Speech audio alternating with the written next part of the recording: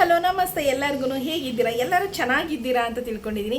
So ಏನಪ್ಪ ಅಂತೇಳಿದ್ರೆ YouTube channel ನಾನು ಮಾಡಬೇಕು, ಯೂಟ್ಯೂಬಲ್ಲಿ ನಾನು ಒಂದಷ್ಟು ಅರ್ನ್ ಮಾಡಬೇಕು ಅನ್ನೋದು ಎಲ್ಲರ ಒಂದು ಕನಸಾಗಿರುತ್ತೆ. ಬಟ್ ಯೂಟ್ಯೂಬ್ ಚಾನಲ್ ಮಾಡಲಿಕ್ಕೆ ಅವ್ರಿಗೆ ಏನಂತೇಳಿ ತುಂಬ ಜನ ಫೇಲ್ಯೂರ್ ಆಗ್ತಾರೆ. ಸೊ ತುಂಬ ಜನ ಯೂಟ್ಯೂಬಲ್ಲಿ ಏನಕ್ಕೆ ಫೇಲ್ಯೂರ್ ಆಗ್ತಾರೆ, ಅವರ ಒಂದು ಏನಂತ ಹೇಳಿದರೆ ಏನಕ್ಕೆ ಅವರು ಹಿಂಜರ್ಕೊಂಡು ಅರ್ಧಕ್ಕೆ ಚಾನಲ್ನ ಬಿಡ್ತಾರೆ ಅಥವಾ ಚಾನಲ್ ಮಾನಿಟೈಸೇಷನ್ ಆಗೋದಿಲ್ಲ. ಸೊ ಇದನ್ನೆಲ್ಲ ನೀವು ಹೇಗೆ ಫೇಸ್ ಮಾಡ್ಬೋದು ಅಂತ ಹೇಳ್ಬಿಟ್ಟು ನಾನು ಇವತ್ತಿನ ಈ ಒಂದು ವಿಡಿಯೋದಲ್ಲಿ ತಿಳಿಸ್ಕೊಡ್ತೀನಿ. ವಿಡಿಯೋ ಅಂತೂ ಯಾರು ಹೊಸ ಯೂಟ್ಯೂಬರ್ಸ್ ಇದ್ದೀರಾ ಅಥವಾ ಹಳೆ ಯೂಟ್ಯೂಬರ್ಸ್ ಇದ್ದೀರಾ, ನಿಮ್ಮ ಚಾನಲ್ ಇನ್ನೂ ಮಾನಿಟೈಸೇಷನ್ ಆಗಿಲ್ಲ ಅಥವಾ ನಾನು ಇನ್ನೂ ಹೊಸ ಚಾನಲ್ ಮಾಡಬೇಕಂತ ಇದ್ದೀನಿ ಅನ್ನೋರಿದ್ರೆ ಸೊ ಖಂಡಿತವಾಗ್ಲೂ ಎಲ್ಲೂ ಸ್ಕಿಪ್ ಮಾಡ್ದಲೇ ಕೊನೆವರೆಗೂ ನೋಡಿ ನಿಮ್ಗೆ ಅರ್ಥ ಆಗುತ್ತೆ.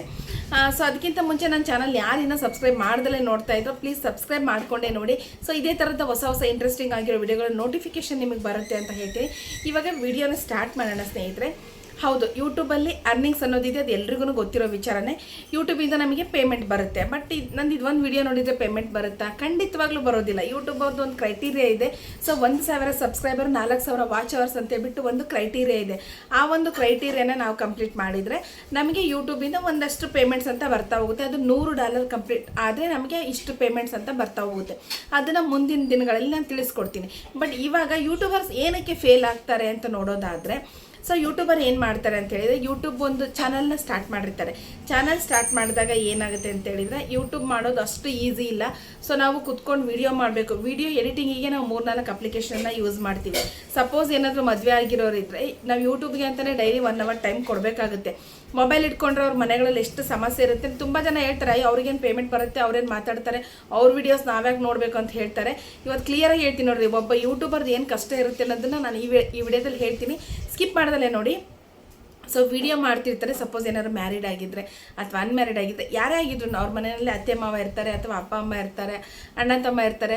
ಸೊ ಮೊಬೈಲ್ ಇಟ್ಕೊಂಡು ಕುತ್ಕೊಂಡಾಗ ನಮ್ಗೆ ಏನಾಗುತ್ತೆ, ವಿಡಿಯೋ ಮುಂದೆ ಮಾತಾಡೋದು ಮಾತ್ರ ಅವ್ರಿಗೆ ಕಾಣುತ್ತೆ. ಬಟ್ ಅದಾದಮೇಲೆ ನಾವು ವಿಡಿಯೋ ಎಡಿಟಿಂಗ್ ಮಾಡೋಕ್ಕೆ ಮೊಬೈಲ್ ಇಟ್ಕೊತೀವಿ, ಒಂದು ತಮ್ನೇಲ್ ಕ್ರಿಯೇಟ್ ಮಾಡೋಕ್ಕೆ ಮೊಬೈಲ್ ಇಟ್ಕೊತೀವಿ. ಸೊ ಇದಂತೂ ವಿಚಾರ ಅವರಿಗೆ ಗೊತ್ತಿರೋದಿಲ್ಲ. ಇವರೇನು ಎಷ್ಟೊತ್ತು ಮೊಬೈಲ್ ಇಟ್ಕೊಂಡು ಕುತ್ಕೊಂಡಿದ್ದಾರೆ, ಮೊಬೈಲಲ್ಲಿ ಏನು ಮಾಡ್ತಾರೆ ಅಂತೇಳಿ ಅವ್ರು ಥಿಂಕ್ ಮಾಡ್ತಾರೆ. ಸೊ ನೆಕ್ಸ್ಟ್ ಏನಾಗುತ್ತೆ ಅಂತೇಳಿದ್ರೆ, 1 ತಿಂಗಳು ಸುಮ್ಮನೆ ಇರ್ತಾರೆ, 2 ತಿಂಗಳು ಸುಮ್ಮನೆ ಇರ್ತಾರೆ, 3ನೇ ತಿಂಗಳಿಂದ ಅವರಿಗೆ ಮೊಬೈಲೇ ಹಿಡ್ಕೊಂಡು ಕುತ್ಕೊಂತೀಯ ಅಂತೇಳ್ಬಿಟ್ಟು ಮಾತಾಡ್ಲಿಕ್ಕೆ ಸ್ಟಾರ್ಟ್ ಮಾಡ್ತಾರೆ. ಸೊ ಇದೆಲ್ಲನೂ ಫೇಸ್ ಮಾಡ್ಕೊಂಡು ಒಬ್ಬ ಯೂಟ್ಯೂಬರು ಒಂದು ಚಾನಲ್ನ ಕ್ರಿಯೇಟ್ ಮಾಡಿ ವಿಡಿಯೋನ ಮಾಡ್ತಾರೆ. ಸೊ ಮಾಡಿದಾಗ ಅವ್ರಿಗೆ ಏನಾಗುತ್ತೆ, ತುಂಬ ದಿನ ಸ್ಟ್ರೆಸ್ ತಡ್ಕೊಳಕ್ಕಾಗೋದಿಲ್ಲ. ಸೊ ಅವ್ರೇನು ಮಾಡ್ತಾರೆ, ಇದರಿಂದ ನನಗೆ ಅರ್ನಿಂಗ್ಸ್ ಆಗುತ್ತೋ ಇಲ್ವೋ ಬೈಸ್ಕೊಂಡು ನಾನು ಯಾಕೆ ವೀಡಿಯೋಸ್ ಮಾಡಬೇಕು ಅಂತೇಳ್ಬಿಟ್ಟು ತುಂಬ ಜನ ಇದನ್ನು ಡ್ರಾಪ್ಔಟ್ ಮಾಡ್ತಾರೆ. ಖಂಡಿತವಾಗ್ಲೂ ಆ ಥರ ನಿರ್ಧಾರನ ಮಾಡಬೇಡಿ. ಯೂಟ್ಯೂಬಲ್ಲಿ ಆರಾಮ್ಸೆ ನಾವು ವಾಚ್ ಅವರ್ನ ಕಂಪ್ಲೀಟ್ ಮಾಡ್ಬೋದು. ವಿತಿನ್ 3 ಮಂತ್ಸಲ್ಲಿ ನೀವು ಚಾನಲ್ನ ಏನಂತೇಳಿ ಮಾನಿಟೈಸೇಷನ್ ಆನ್ ಮಾಡ್ಕೋಬೋದು. ಸೊ ನಾನು ಹೇಳ್ತಕ್ಕಂಥ ಸ್ಟೆಪ್ಪನ್ನ ಫಾಲೋ ಮಾಡಿ ನೀವು ಖಂಡಿತವಾಗ್ಲೂ ನಿಮ್ಮ 3 ತಿಂಗಳಲ್ಲಿ ನಿಮ್ಮ ಒಂದು ಚಾನಲ್ ಮಾನಿಟೈಸೇಷನ್ ಆನ್ ಆಗುತ್ತೆ. ಸೊ ಇದನ್ನು ನಾನು ಯಾಕೆ ಹೇಳ್ತಾ ಇದ್ದೀನಿ ಅಂತೇಳಿದ್ರೆ, ನನ್ನ ಈ ಒಂದು ಚಾನಲ್ ನೀವು ನೋಡ್ತಾ ಇದ್ರಲ್ವ, ಇದನ್ನು ಮಾಡಿಬಿಟ್ಟು ನಾನು ಈ ಅಕ್ಟೋಬರ್ ಬಂದರೆ 1 ವರ್ಷ ಆಗುತ್ತೆ. 1 ವರ್ಷದ ಒಳಗಡೆ ನಾನು ಒಂದು 7-8 ತಿಂಗಳಲ್ಲಿ ನಾನು ಮಾನಿಟೈಸೇಷನ್ ಮಾಡಿಕೊಂಡೆ. ಸೊ ಇನ್ನೊಂದು ಚಾನಲ್ನ ಬಂದು ನಾನು 3 ತಿಂಗಳಲ್ಲೇ ಮಾನಿಟೈಸೇಷನ್ ಮಾಡಿಕೊಂಡೆ. ಸೊ ಈ ಚಾನಲ್ ಯಾಕೆ ಇಷ್ಟು ದಿನ ತೊಗೊಂತು ಅಂದರೆ, ಈ ಚಾನಲ್ ಮೇಲೆ ನಾನು ತುಂಬ ಎಕ್ಸ್ಪೆರಿಮೆಂಟ್ಗಳನ್ನ ಮಾಡಿದೆ. ನಾನು ಅಂದರೆ ಏನು ಮಾಡ್ಬೋದು ಏನೋ ಅದನ್ನು ತಿಳಿಸ್ಬೇಕು, ಬೇರೆಯವ್ರಿಗೂ ನಾನು ತಿಳಿಸ್ಬೇಕಂತೇಳಿ ತುಂಬ ಎಕ್ಸ್ಪೆರಿಮೆಂಟ್ಗಳನ್ನ ಮಾಡಿರೋದ್ರಿಂದ ಮತ್ತು ಒಂದು 2 ತಿಂಗಳು ನಾನು ವಿಡಿಯೋ ಗ್ಯಾಪ್ ಮಾಡಿದೆ. ಸೊ ಇದೆಲ್ಲ ಇರೋದ್ರಿಂದ ನನಗೆ ಈ ಒಂದು ಚಾನಲ್ ಬಂದು ಮಾನಿಟೈಸೇಷನ್ ಲೇಟ್ ಆಯಿತು. ಸೊ ಈ ಒಂದು ಮಾನಿಟೈಸೇಷನಲ್ಲಿ ನಾನೊಂದು ತಪ್ಪನ್ನ ಮಾಡಿದೆ, ಅದು ಏನು ಅಂತ ನೆಕ್ಸ್ಟ್ ವಿಡಿಯೋ. ಸೊ ಇನ್ನೂ ಒಂದು ಚಾನಲ್ ಬಂದು ನಂದು, ಅದು ಸೇಮ್ ಇದೆ, ನಮ್ಮ ಕನ್ನಡ ವ್ಲಾಗ್ಸ್ ಅಂತ ಹೇಳಿ ಸ್ಕ್ರೀನ್ ಮೇಲೆ ಬರ್ತಾ ಇದೆ, ನೀವು ನೋಡ್ತಾ ಇದ್ರೆ ಬೇಕಾದ್ರೆ ಹೋಗಿ ಚಾನಲ್ನ ಚೆಕ್ ಮಾಡ್ಕೊಳ್ಳಿ. ಸೊ ಆ ಒಂದು ಚಾನಲ್ ಬಂದು ನಾನು ಆಲ್ಮೋಸ್ಟ್ ಒಂದು 3 to 4 ಮಂತ್ಸ್, ಅದರಲ್ಲೂ 1 ಮಂತ್ ನಾನು ವಿಡಿಯೋನ ಗ್ಯಾಪ್ ಮಾಡಿದೆ. ಅಷ್ಟು ಈಸಿಯಾಗಿ ನಾವು ಯೂಟ್ಯೂಬ್ ಚಾನಲನ್ನು ನಾವು 3 ತಿಂಗಳಲ್ಲೇ ಮಾನಿಟೈಸೇಷನ್ ಮಾಡ್ಕೋಬೋದು. ಯಾವ ರೀತಿ ಮಾಡ್ಕೋಬೋದು ಅಂತ ಹೇಳಿದ್ರೆ, ನಿಮ್ಮ ಒಂದು ಕನ್ಸಿಸ್ಟೆನ್ಸಿ ಇರಬೇಕು, ಪೇಷನ್ಸ್ ಇರಬೇಕು. ಇದಕ್ಕೆ ಅಂತ 1 ಅವರ್ ಟೈಮನ್ನು ನೀವು ಕೊಡಬೇಕು. 1 ಅವರ್ ನೀವು ಚೆನ್ನಾಗಿ ಮಾತಾಡ್ತೀರಿ, ನಂತರ ವಿಡಿಯೋ ಮುಂದೆ ಕುತ್ಕೊಂಡು ಕಂಟಿನ್ಯೂ ಮಾತಾಡ್ತೀರಾ ಅಂತೇಳಿದ್ರೆ 1 ಅವರ್ ಬೇಕಾಗಿಲ್ಲ, ½ ಅನ್ ಅವರ್ ಸಾಕು. ಅಥವಾ ನಮಗೆ ಕ್ಯಾಮ್ರಾ ಫೇಸ್ ಮಾಡೋದೇ ತುಂಬ ಕಷ್ಟ ಇದೆ, ನಾವು ನೋಡಿಕೊಂಡು ರೆಡಿಯಾಗಿ ನಾವು ಮಾಡ್ತೀವಿ ಅಂತೇಳಿ ಅಟ್ಲೀಸ್ಟ್ 1 ಅವರ್ ಆದರೂ ಟೈಮ್ ಬೇಕು. ನೀವು ಕ್ಯಾಮ್ರಾ ಫೇಸ್ ಮಾಡ್ತೀರಾ, ಕಂಟಿನ್ಯೂಟಿಯಾಗಿ ನೀವು ಮಾತಾಡ್ತೀರಾ ಅಂತೇಳಿದರೆ ಸೊ ನಿಮಗೇನು 1 ಅವರ್ ಟೈಮ್ ಬೇಕಾಗಲ್ಲ. ವಿತಿನ್ 30 ಮಿನಿಟ್ಸಲ್ಲಿ ನೀವು ಒಂದು ವಿಡಿಯೋನ ಎಡಿಟಿಂಗು ತಮ್ನೇಲು ಎಲ್ಲನೂ ನೀವು ಮುಗಿಸ್ಬೋದು. ಸೊ ಇಷ್ಟನ್ನು ನೀವು ಮೈಂಡಲ್ಲಿ ಇಟ್ಕೊಡ್ರಿ. ನಾನು ಡೈಲಿ 1 ಅವರ್ ಟೈಮ್ ಕೊಡ್ತೀನಿ, ಡೈಲಿ ವಿಡಿಯೋಸ್ ಅಪ್ಲೋಡ್ ಮಾಡ್ತೀನಿ. ಸ್ಟಾರ್ಟಿಂಗಲ್ಲಿ ಯಾರೆಲ್ಲ ಹೊಸ ಚಾನಲ್ನ ಮಾಡಿದ್ದೀರಾ, ಸೊ ನೀವುಗಳು ಏನು ಮಾಡ್ಬೇಕಂತೇಳಿದರೆ, 10 ನಿಮಿಷದ ಮೇಲೆ ಆದಷ್ಟು 20 ನಿಮಿಷದ ವಿಡಿಯೋ ಮಾಡೋಕ್ಕೆ ಟ್ರೈ ಮಾಡಿ. 20 ನಿಮಿಷ ಆಗಲಿಲ್ಲ ಅಂದರೆ 15 ನಿಮಿಷದ ವಿಡಿಯೋನಾದರೂ ಮಾಡೋಕ್ಕೆ ಟ್ರೈ ಮಾಡಿರಿ.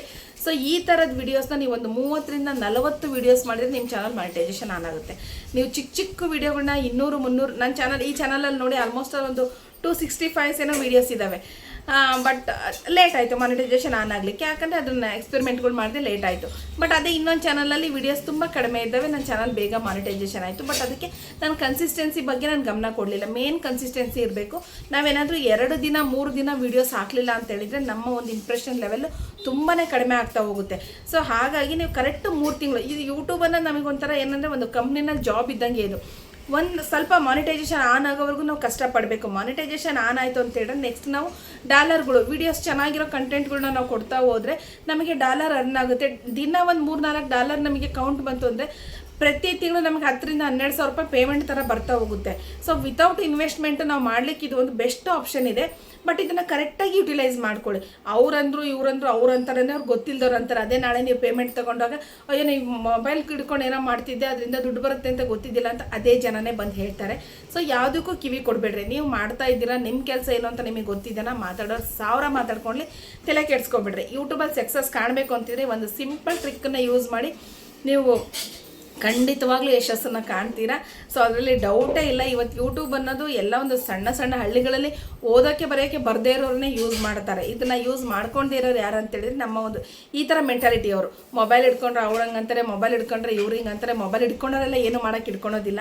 ಸೊ ಅವರು ಕೆಲಸ ಇರುತ್ತೆ, ಮೊಬೈಲಲ್ಲಿ ಕೆಲಸ ಇರುತ್ತೆ, ವರ್ಕ್ ಫ್ರಮ್ ಹೋಮ್ ಮಾಡೋರು ಇರ್ತಾರೆ. ಸೊ ಅದೇ ರೀತಿ ಈ ಥರ ಯೂಟ್ಯೂಬ್ ಚಾನಲ್ ಇರ್ತಾರೆ, ಇನ್ಫ್ಲುಯೆನ್ಸರ್ಗಳು ಇರ್ತಾರೆ, ಅವ್ರದ್ದು ಕೊಲಾಬ್ರೇಷನ್ ವಿಡಿಯೋ ಮಾಡೋದಿರುತ್ತೆ, ಪ್ರಮೋಷನ್ಸ್ ವಿಡಿಯೋ ಮಾಡೋದಿರುತ್ತೆ. ಅದೆಲ್ಲ ಎಡಿಟಿಂಗ್ ಮೊಬೈಲಲ್ಲೇ ಮಾಡಬೇಕು. ಮೊಬೈಲ್ ಇಟ್ಕೊಂಡ ತಕ್ಷಣ ಅವ್ರು ಏನೋ ಮಾಡ್ತಾರೆ, ಯಾರಿಗೋ ಮೆಸೇಜ್ ಮಾಡ್ತಾರೆ, ಯಾರಿಗೋ ಫೋನ್ ಮಾಡ್ತಾರೆ ಅಂತ ತಿಳ್ಕೊಳೋದು ತಪ್ಪು. ಇದನ್ನು ಅಕಸ್ಮಾತ್ ನಿಮ್ಮ ಮನೆಗಳಲ್ಲಿ ಯಾರಾದರೂ ಯೂಟ್ಯೂಬರ್ ಇದ್ರು ಅಂದರೆ ಖಂಡಿತವಾಗ್ಲೂ ಅವರಿಗೆ ಸಪೋರ್ಟ್ ಮಾಡಿ. ಯೂಟ್ಯೂಬಿಂದ ನಿಜವಾಗ್ಲೂ ಅರ್ನಿಂಗ್ಸ್ ಇದೆ, ನಾವು ಮನೇಲಿ ಕುತ್ಕೊಂಡೇ ದುಡಿಬೋದು. ಸೊ ಇವತ್ತು ನಾನು ಹೇಳಿರ್ತಕ್ಕಂಥ ಈ ಒಂದು ಟಿಪ್ಸ್ ನಿಮಗೆ ಇಷ್ಟ ಆಗಿದೆ ಅಂತ ತಿಳ್ಕೊತೀನಿ. ಸೊ ಯಾರೆಲ್ಲ ನನ್ನ ಚಾನಲ್ ಇನ್ನೂ ಸಬ್ಸ್ಕ್ರೈಬ್ ಮಾಡ್ದಲೇ ನೋಡ್ತಾ ಇದ್ದೀರಾ, ಪ್ಲೀಸ್ ಸಬ್ಸ್ಕ್ರೈಬ್ ಮಾಡಿ, ಲೈಕ್ ಮಾಡಿ, ಕಮೆಂಟ್ ಮಾಡೋದನ್ನು ಮರಿಬೇಡಿ ಅಂತ ಹೇಳ್ತೀನಿ. ಥ್ಯಾಂಕ್ ಯು ಎಲ್ಲರೂ.